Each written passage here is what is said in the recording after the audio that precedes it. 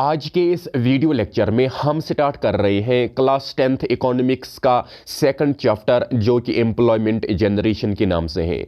इस वाले video lecture में हम कोशिश करते हैं कि जितने भी कंसेप्ट्स एम्प्लॉयमेंट जनरेशन से रिलेटेड हैं उन सभी कंसेप्ट्स को हम सही तरह से समझने की कोशिश करते हैं। फर्स्ट ऑफ ऑल जितने भी सब टॉपिक्स इस वाले चैप्टर में हमने पढ़ने हैं पहले हम उन्हें समझने की कोशिश करते हैं। पहला हमारा जो सब टॉपिक है दैट इज एम्प्लॉयमेंट जनरेशन। इसका मतलब ये हुआ कि जम्मू एंड कश्मीर के किस सेक्टर से, जम्मू एंड कश्मीर के किस डोमेन से एम्प्लॉयमेंट जनरेट हो सकती है और किस सेक्टर से किस हद तक एम्प्लॉयमेंट जनरेशन हो रही है, ये हम समझने की कोशिश करते हैं। Potential and scope for employment generation in the state, और जम्मू एंड कश्मीर में कितना पोटेंशियल है पब्लिक एम्प्लॉयमेंट देने के लिए या कितना पोटेंशियल है प्राइवेट एम्प्लॉयमेंट देने के लिए। मीन्स जम्मू एंड कश्मीर में किन किन सेक्टर्स में कितनी पोटेंशियल है यहां के लोगों को रोजगार देने के लिए।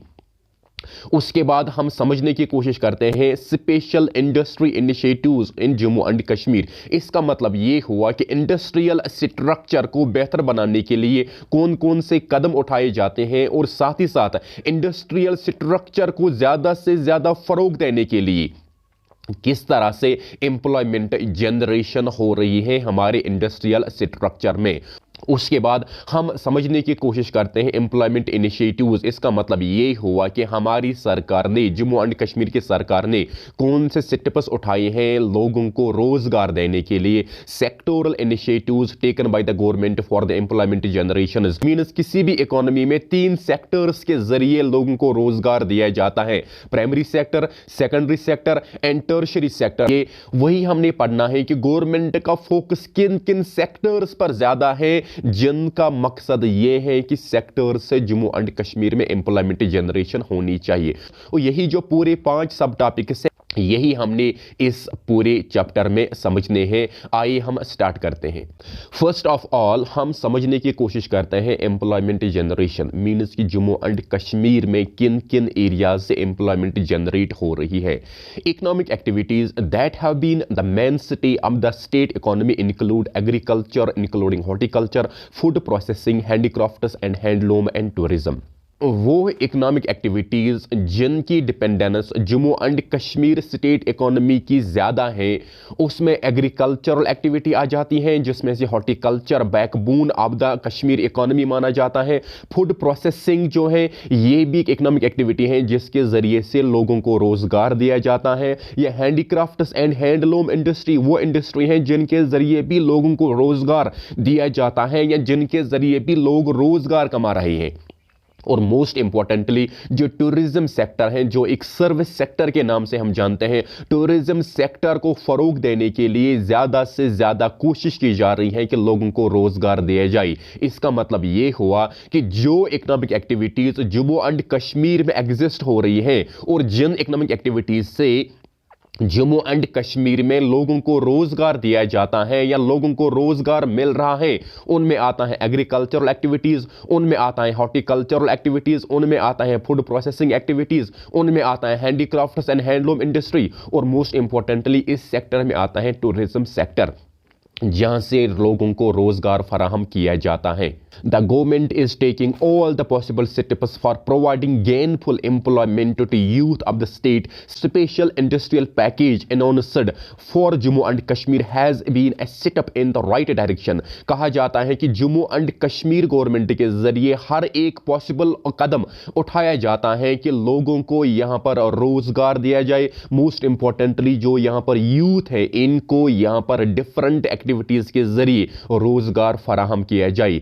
इसके लिए मोस्ट इंपॉर्टेंटली एक स्पेशल इंडस्ट्रियल पैकेज अनाउंस किया गया है जम्मू एंड कश्मीर के लिए जिसके जरिए से समझ आ रहा है कि जम्मू एंड कश्मीर का जो एम्प्लॉयमेंट जनरेटिंग प्रोसीजर है, जम्मू एंड कश्मीर का जो रोजगार देने का जो सिस्टम है उसमें बेहतरी आ सकती है।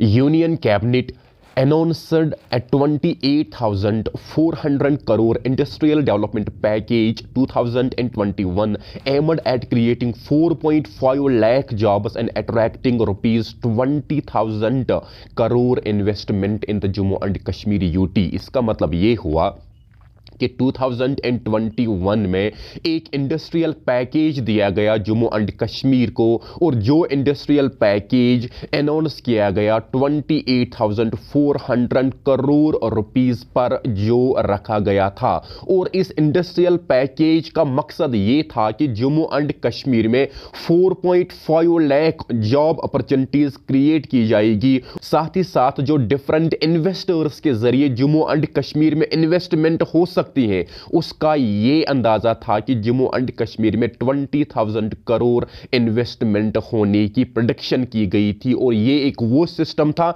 जिसके जरिए से जम्मू एंड कश्मीर का जो इंडस्ट्रियल स्ट्रक्चर था उसमें कंप्लीट ट्रांसफॉर्मेशन आ सकती है, और जम्मू एंड कश्मीर में जॉब्स भी क्रिएट हो सकते हैं, और जम्मू एंड कश्मीर में इन्वेस्टमेंट भी हो सकता है। ये जो इंडस्ट्रियल पैकेज था ये 2021 में यूनियन कैबिनेट के जरिए अनाउंस किया गया था।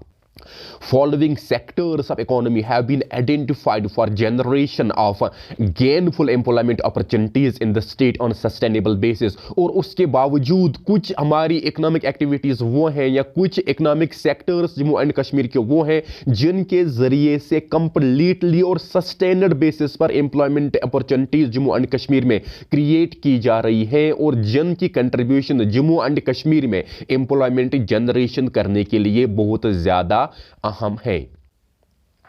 इसमें हम मोस्ट इंपॉर्टेंटली याद रखेंगे कि जो एग्रीकल्चरल एक्टिविटी है जम्मू एंड कश्मीर की, जो 50% प्लस पॉपुलेशन है प्रेजेंटली एज ऑन 2023, वो एग्रीकल्चरल पर डिपेंड है, और एग्रीकल्चर के जरिए जम्मू एंड कश्मीर के लोगों को रोजगार दिया जाता है। एनिमल हस्बेंड्री एक वो इकोनॉमिक एक्टिविटीज हैं जिसके लिए रोजगार लोगों को दिया जाता है। एंड मोस्ट इंपॉर्टेंटली गवर्नमेंट ने बहुत सारे वो कदम उठाए हैं जिसके जरिए से डिफरेंट स्कीम्स के अंडर लोगों को यहां पर एनिमल हस्बेंड्री या डेयरी फार्म एस्टेब्लिश करने की ज्यादा से ज्यादा तलकीन की जाती है। यह हैंडीक्राफ्ट्स या हैंडलूम इंडस्ट्री जो जम्मू एंड कश्मीर की है, इसका भी बहुत ज्यादा अहम रोल है जम्मू एंड कश्मीर में एम्प्लॉयमेंट जनरेट करने के लिए। और मोस्ट इंपॉर्टेंटली जो जम्मू एंड कश्मीर का इंडस्ट्रियल स्ट्रक्चर है, मोस्ट इंपॉर्टेंटली इसमें हमने पढ़ा था इससे पहले भी कि जम्मू एंड कश्मीर में कुछ एरियाज को इंडस्ट्रियल एरियाज के नाम से ही मखसूस किया गया।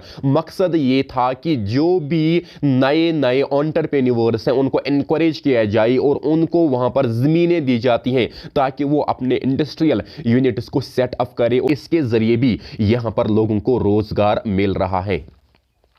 मोस्ट इंपॉर्टेंटली जो एजुकेशन सेक्टर है, जो ये हेल्थ सेक्टर है, और इसको भी ज़्यादा से ज़्यादा फ़रोग दिया जाता है। मकसद यही है कि इन दोनों सेक्टर से लोगों को रोज़गार मिल रहा है। फॉर एग्जांपल एजुकेशन की बात करेंगे, इसमें हमारा पब्लिक सेक्टर भी एग्जिस्ट करता है। जहां पर हम गवर्नमेंट एजुकेशनल इंस्टीट्यूशंस को देखते हैं तो वो पब्लिक सेक्टर एग्जिस्ट करता है, जहां पर हम प्राइवेट एजुकेशनल इंस्टीट्यूशंस को देखते हैं तो वो हमारा प्राइवेट सेक्टर एग्जिस्ट हो रहा है। और साथ ही साथ हेल्थ सेक्टर में भी हम पब्लिक एंड प्राइवेट सेक्टर यहां पर एग्जिस्ट हो रहा है। तो दोनों सेक्टर्स के जरिए यहां पर गेनफुल एम्प्लॉयमेंट अपॉर्चुनिटीज क्रिएट की जा रही है। तो ये वो सेक्टर्स हैं जिनका बहुत ज्यादा अहम रोल है जम्मू एंड कश्मीर में एम्प्लॉयमेंट जनरेट करने के लिए। और साथ ही साथ नए कुछ सेक्टर्स हैं, for example information and communication system जो है, या कंस्ट्रक्शन सेक्टर जो है, जम्मू एंड कश्मीर का जो टूरिज्म इंडस्ट्री जो जम्मू एंड कश्मीर की है, ये वो सेक्टर्स है जिनके जरिए से यहां पर लोगों को रोजगार दिया जाता है और लोगों की जो डिपेंडेंस है वो इन सेक्टर्स पर ज्यादा से ज्यादा होती जा रही है। मोस्ट इंपॉर्टेंटली अगर हमने इंफॉर्मेशन एंड कम्युनिकेशन की बात करनी है, यहां पर बहुत सारे टेलीकम्युनिकेशन नेटवर्क्स आए, यहां पर बहुत सारे टेलीकम्युनिकेशन कंपनीज आई जिन्होंने अपने सेटअप यहां पर एस्टेब्लिश किए, जिन्होंने अपने यूनिट्स यहां पर एस्टेब्लिश किए। यहां पर बहुत सारी कॉल सेंटर्स भी हैं जिनके जरिए से लोगों को रोजगार दिया जाता है। इसी के साथ साथ जो कंस्ट्रक्शन सेक्टर है इसके जरिए भी लोगों को रोजगार दिया जाता है। और मोस्ट इंपॉर्टेंटली जो कश्मीर टूरिज्म है इसके जरिए लोगों को बहुत ज्यादा रोजगार दिया जाता है। और ये वो सेक्टर्स हैं जिनका जम्मू एंड कश्मीर में एम्प्लॉयमेंट जनरेट करने का बहुत ज्यादा अहम रोल है। अब हम समझने की कोशिश करते हैं कि जम्मू एंड कश्मीर की कितनी पोटेंशियल है और जम्मू एंड कश्मीर में कितना स्कोप है एम्प्लॉयमेंट जनरेट होने के लिए। Mean Jammu and Kashmir state का खुद का कितना पोटेंशियल है और यहां पर कितना स्कोप है एम्प्लॉयमेंट जनरेशन में। तो आइए हम समझने की कोशिश करते हैं। large scale dependence on the public sector, jobs are not very bright in Jammu and Kashmir. इसका मतलब ये हुआ कि जम्मू एंड कश्मीर में एक सिस्टम है कि यहाँ पर लोगों की जो डिपेंडेंस है वो गवर्नमेंट जॉब्स पर बहुत ज़्यादा है। इसीलिए यहाँ पर देखा जा रहा है कि रोज़गार ज़्यादा रेशो में लोगों के पास अवेलेबल नहीं है। To fill all the gaps in the manpower required to deliver public services in the crucial areas such as health and education, the contribution of the government jobs would not be more than 17% as per the Ministry of Home Affairs Government of India। उसके बाद अगर हम public sector का estimation कर रहे हैं या वो सेक्टर्स जिनसे ज़्यादा एम्प्लॉयमेंट अपॉर्चुनिटीज यहाँ पर लोगों को दी जा रही है, most importantly health and primary education, उसके बाद भी कहा जाता है कि जम्मू एंड कश्मीर में जो पब्लिक सेक्टर या गवर्नमेंट जॉब्स का जो रेशो है वो सिर्फ 17% ही है। रेस्ट जो यहां पर अपॉर्चुनिटीज हैं वो बाकी सेक्टर्स के जरिए फराहम की जा रही है या बाकी सेक्टर्स के जरिए यहां पर लोगों को मिल रही है। Though Jammu and Kashmir government took various steps for creating 1 lakh job opportunities and self-employment opportunities in Jammu and Kashmir UT, उसके बावजूद जम्मू एंड कश्मीर की जो सरकार है इन्होंने हर एक वो कदम उठाया जिसके जरिए से कहा गया था कि 1 लाख पब्लिक अपॉर्चुनिटीज या सेल्फ एम्प्लॉयमेंट अपॉर्चुनिटीज लोगों को यहां पर दी जाएगी और जिसके जरिए से ज़्यादा लोगों को एब्जॉर्ब किया जाएगा पब्लिक सेक्टर में, या हम ये कहेंगे कि जो डिफरेंट सेल्फ एम्प्लॉयमेंट स्कीम्स हैं उनके जरिए से लोगों को रोजगार दिया जाएगा। यहां पर हमने क्या समझा कि जम्मू एंड कश्मीर में जो पब्लिक सेक्टर है इसके जरिए जो एम्प्लॉयमेंट अपॉर्चुनिटीज क्रिएट हो रही है उनका रेशियो सिर्फ 17% है out of the total employment. Other sectors for providing sustainable employment to the people of Jammu and Kashmir including these 2 routes also, और उसके बाद बाकी जो हमारी पॉपुलेशन है उनको किस तरह से रोजगार दिया जाता है, उसके बाद उसके लिए हमारे पास 2 और तरीके हैं जिनके जरिए यहां पर लोगों को रोजगार दिया जाता है। Accelerating the rate of the economic growth of the state, हमने कोशिश करनी है कि जम्मू एंड कश्मीर की इकोनॉमिक ग्रोथ होनी चाहिए। जब जम्मू एंड कश्मीर की इकोनॉमिक ग्रोथ हो तब ही मुमकिन है कि जम्मू एंड कश्मीर रोजगार दे पाई। और साथ ही साथ हमने क्या करना है, more effective implementation of the employment oriented schemes and programmes, और हमने उन एम्प्लॉयमेंट ओरिएंटेड स्कीम्स को सही तरह से अपनाना है, सही तरह से अमलाना है जिनके जरिए से लोगों को रोजगार दिया जा सकता है। Extending help to entrepreneurs to set up small and medium enterprises for self employment, और वो इंडिविजुअल्स जो अपने अपने स्मॉल या मीडियम साइज्ड एंटरप्राइजेस को यहां पर इस्टेब्लिश करना चाहते हैं सेल्फ एम्प्लॉयमेंट के लिए, उनको हमने ज्यादा से ज्यादा हेल्प देनी चाहिए। मीन्स कि उनको गवर्नमेंट के जरिए मदद मिलनी चाहिए डिफरेंट सब्सिडाइज्ड स्कीम्स के जरिए। In Jammu and Kashmir large number of workers are traditionally been self employed in activities such as handloom, handicrafts, tourism, horticulture and food processing। और जम्मू एंड कश्मीर का जो ट्रेडिशनल सिस्टम था, जम्मू एंड कश्मीर का जो ट्रेडिशनल नॉर्म था, इसमें यह था कि एक बहुत बड़ी पॉपुलेशन का तबका वो था जो सेल्फ एम्प्लॉयड थे डिफरेंट इकोनॉमिक एक्टिविटीज़ में। मोस्ट इंपॉर्टेंटली जो हमारी हैंडीक्राफ्ट्स या हैंडलूम इंडस्ट्रीज थी, या जो टूरिज्म सेक्टर हमारा है, जो हॉर्टिकल्चर सेक्टर है जैसे हम backbone of the Jammu and Kashmir economy के नाम से भी जानते हैं, फूड प्रोसेसिंग जो इकोनॉमिक एक्टिविटी है, इन सभी इकोनॉमिक एक्टिविटीज़ में लोग यहाँ पर रोजगार कमा रहे थे और ये यहां पर लोगों का तरीका हुआ करता था।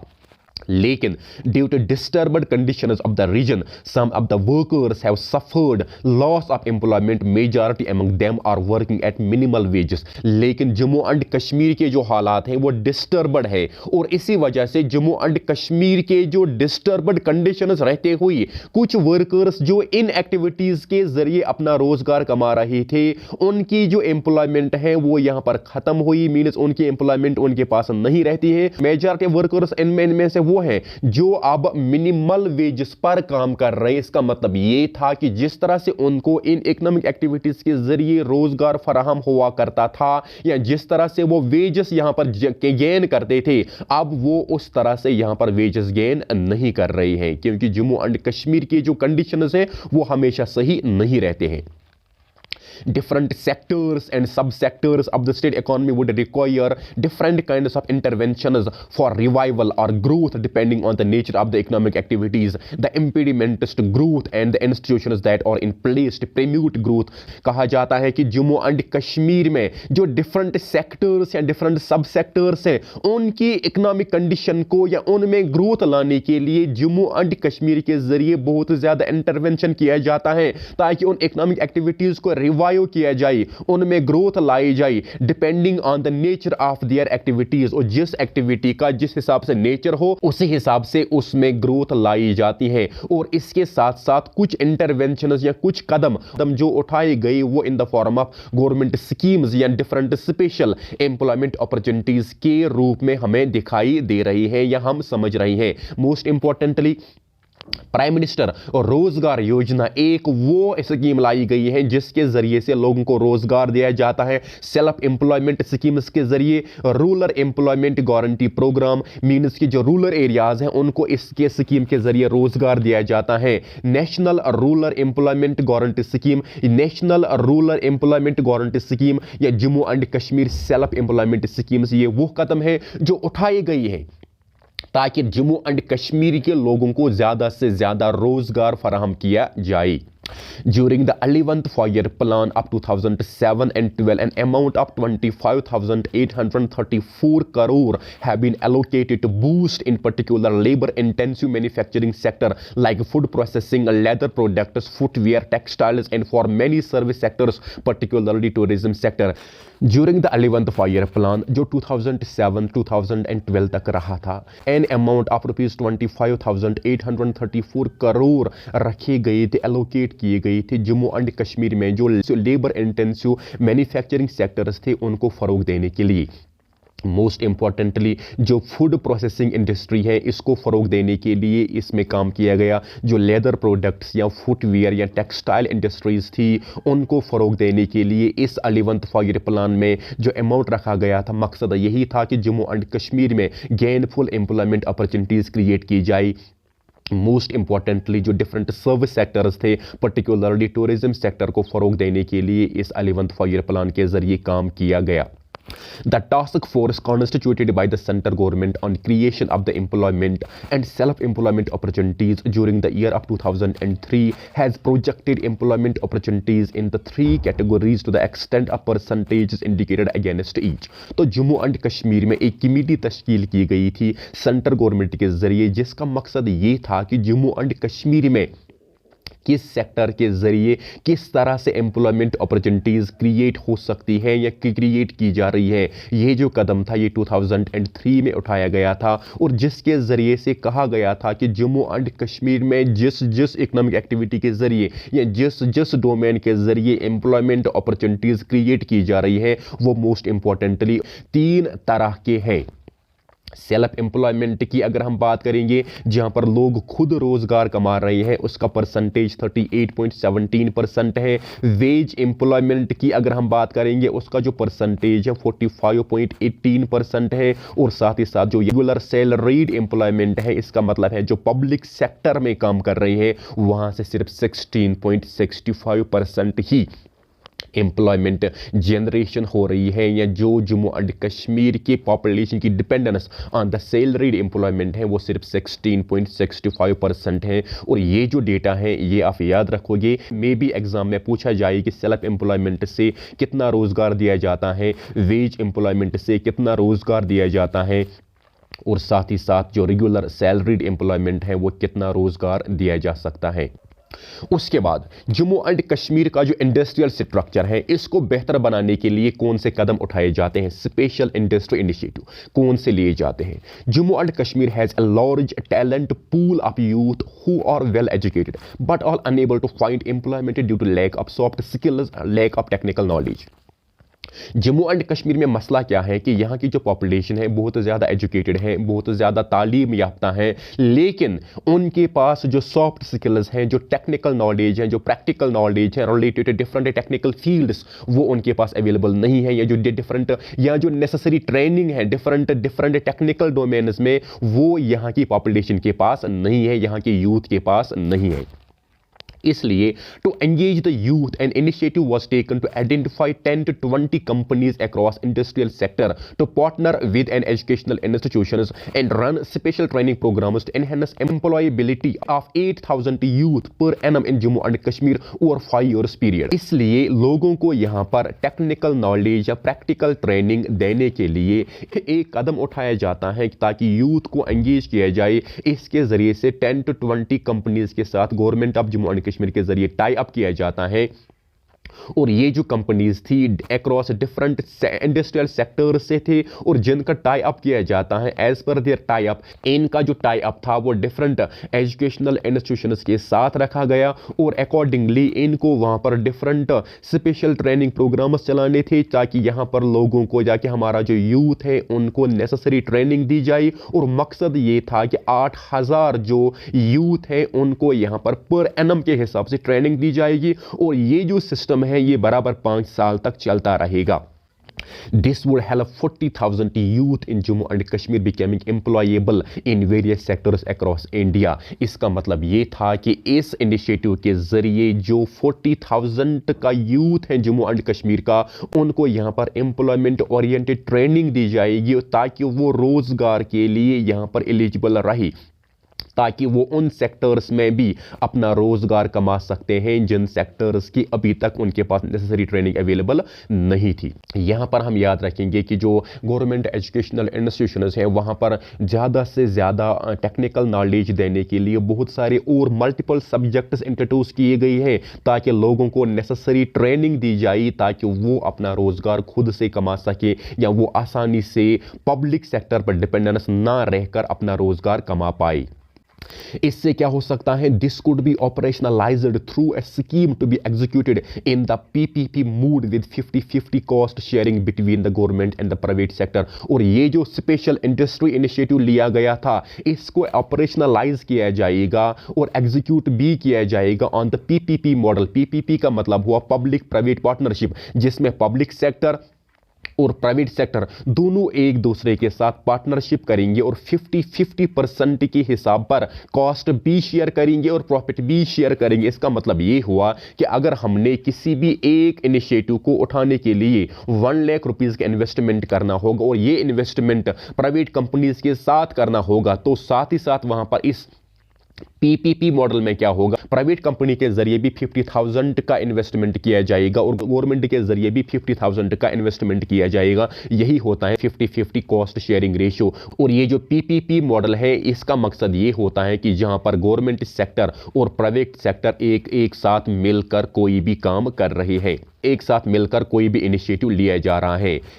यहां पर हम समझ रहे हैं कि ये जो पीपीपी है इसका मतलब हुआ पब्लिक प्राइवेट पार्टनरशिप, जिसमें से जो प्राइवेट का इंटरप्राइजेस होते हैं वो गवर्नमेंट को मदद करते हैं कि जो गवर्नमेंट के डिफरेंट डेवलपमेंटल प्रोजेक्ट्स होते हैं उनको इंप्लीमेंट करने में, ताकि साथ ही साथ उसमें जो ये प्राइवेट कंपनीज हैं ये प्रॉफिट भी शेयर करते हैं और ये यहाँ पर जो कॉस्ट है उसको भी शेयर किया जा रहा है। तो इस तरह से आज के इस वीडियो लेक्चर में हमने जम्मू एंड कश्मीर के एम्प्लॉयमेंट जनरेशन के बारे में समझा, जम्मू एंड कश्मीर में कितना स्कोप है एम्प्लॉयमेंट जनरेशन का वो हमने पढ़ा, और जम्मू एंड कश्मीर का जो स्पेशल इंडस्ट्रियल इनिशिएटिव था वो किस तरह से उठाया जाता है पीपीपी मॉडल में वो हमने समझने की कोशिश की। और दूसरे वीडियो लेक्चर में जो रिमेनिंग सब टॉपिक्स हैं उनको हम कवर करने की कोशिश करते हैं। तो इस तरह से दूसरे वीडियो लेक्चर में आपके साथ फिर मुलाकात होगी। Till then stay blessed. अल्लाह हाफिज, फी अमानिल्लाह।